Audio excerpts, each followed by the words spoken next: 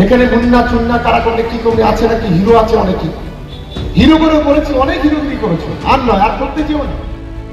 ভয় পেয়েছে, নিশ্চয়ই ভয় পেয়েছে বলেই নাম ধরে হুঁশিয়ারি দিচ্ছে, আর বড় বড় কথা বলছে, মানে ট্যাপ করার চেষ্টা করছে, বলছে একটা বোম মেরে দেখাও, একটা পটকা ফাটিয়ে দেখাও, এই করব সেই করব। গতকাল ভাঙড়ের বিধায়ক নওশাদ সিদ্দিকী সোনপুর সবজি বাজারে সেইখানে একটা সভা করেছিলেন, প্রচুর মানুষের ঢল নেমেছিল। আজকে তার পাল্টা আবার শওকত মোল্লা সেই মাঠেই সভা করছেন, কিন্তু একাধিক গাড়ি বাইরে থেকে আসছে। কি বলবেন? এটা কালকে মানুষ দেখেছে, আইএসএফের সভা হয়েছে, কত পরিমাণে সেখানে লোক হয়েছে তার নমুনা ভাঙড়ের মানুষ দেখেছে। পাল্টা সভা করছে, ভাঙড়ে তো মানুষ নেই তৃণমূলের পাশে, পুলিশ ছাড়া আর কেউ নেই। এখন বাইরে থেকে সারা বিধানসভা তো দূরের কথা, ভাঙড় বিধানসভার বাইরে থেকে, ক্যানিং থেকে, রাইয়ার থেকে, হাড়োয়া থেকে লোক এনে ভরানোর চেষ্টা করছে, তাও ভরছে না মাঠ। বিনা পয়সায় একটা মানুষকে আনতে পারছে না, মানুষকে খাওয়ার লোভ দেখিয়ে, টাকার লোভ দেখিয়ে সভা করার চেষ্টা করছে।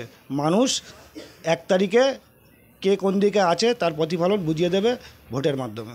বেশ কয়েকদিন আগে ক্যানিংপুরের বিধায়ক শওকত মোল্লা তিনি একটা ভাঙড়ের মাটিতে একটা সভা করেছিলেন, সেই সভাতে প্রকাশ্য আপনার নাম ধরে হুঁশিয়ারি দিলেন। কি বলবেন?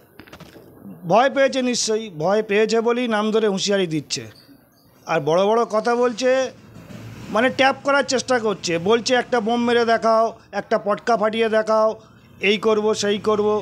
যতই তুমি ট্যাপ করার চেষ্টা করো, আইএসএফ ছেলেরাও বুঝে গেছে তুমি চাইছো কোনোভাবে বোম্বিং করিয়ে আইএসএফ ছেলেদের দোষ দিয়ে, কেস দিয়ে তাদেরকে লক আপ করিয়ে ভোট করানোর চেষ্টা করছে, সেই দিকে মানুষ কিন্তু এবার পা দিচ্ছে না। অতই ভয়, অতই জনপ্রিয় নেতাই এখন কই একা এসে মিটিং করুক, 20টা 30টা গাড়ি একটা এমএলএর পিছনে ছুটছে, কই এর আগেও তো অনেক এমএলএ ছিল, শাসক দল ছিল, দেখিনি তো কোনো দিন এরকম। নিশ্চয়ই ভয় পেয়েছে বলে আমার নামে এইরকম বলছে। আমি তো একজন আইএসএফের কর্মী, তা কর্মীকে যদি এত ভয় লেগে থাকে তাহলে নেতাদের দেখে তো তাহলে অসুবিধা হয়ে যাবে।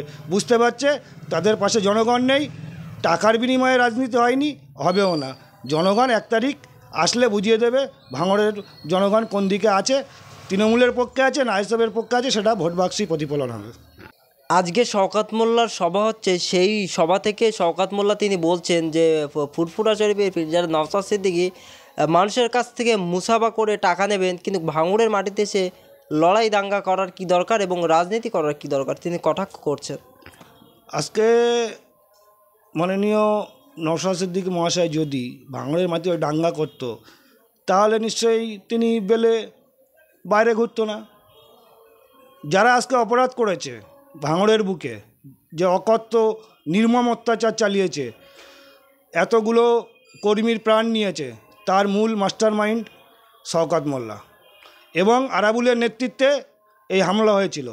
আজকে আরাবুল দোষী, সেই জন্য আরাবুল আছে জেলে, নওশাদ সিদ্দিকী নির্দোষ, জুডিশিয়াল কাস্টাডি তাকে নির্দোষ বলেছে, সে বেলে বাইরে ঘুরছে। তাহলে এই কথা তো বলে লাভ নেই। পীরত্বর জায়গায় আছে, পীরের অওলাদ, সেখানে ফুরফুরা শরীফে ইসালা সাহেবের সময় কী হবে, কী করবে না করবে, এটা তো পার্টি দেখার ব্যাপার নয়, এটা তারা ধর্মের ব্যাপার। ধর্মগুরু হিসাবে যেটা প্রাপ্য সেটা তিনি করেন।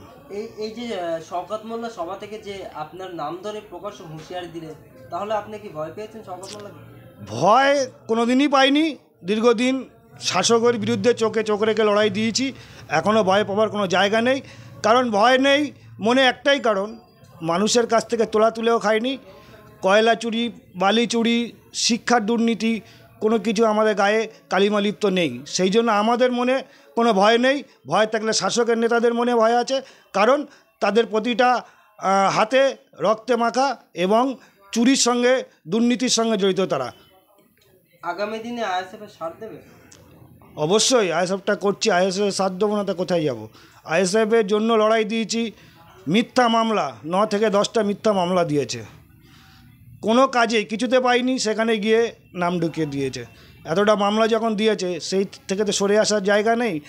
মাঠে লড়াইয়ের ময়দানে থেকে লড়াই হবে, গণতান্ত্রিক পদ্ধতিতে লড়াই করে জনগণ যেদিকে রায় দেবে সেটাকে মাথা পেতে নিতে হবে। আমরা সূত্র মারফত খবর পাচ্ছি তৃণমূল কংগ্রেসের নেতারা আপনাকে তৃণমূল কংগ্রেসে যোগ দেওয়ার জন্য নাকি অনেক টাকা রফা দফা করছেন, তবু আপনি দল ছাড়ছেন না, এটা কি ভালোবাসা?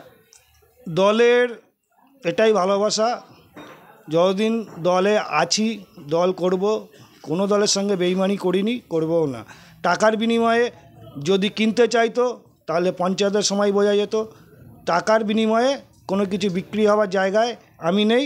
ভালোবাসার খাতিরে অনেক কিছু করা যেতে পারে, কিন্তু টাকার বিনিময়ে কেউ যদি লোভ প্রলোভন দেখিয়ে কেনার চেষ্টা করে, কোনো দিনেই মুন্নাকে কিনতে পারবে না।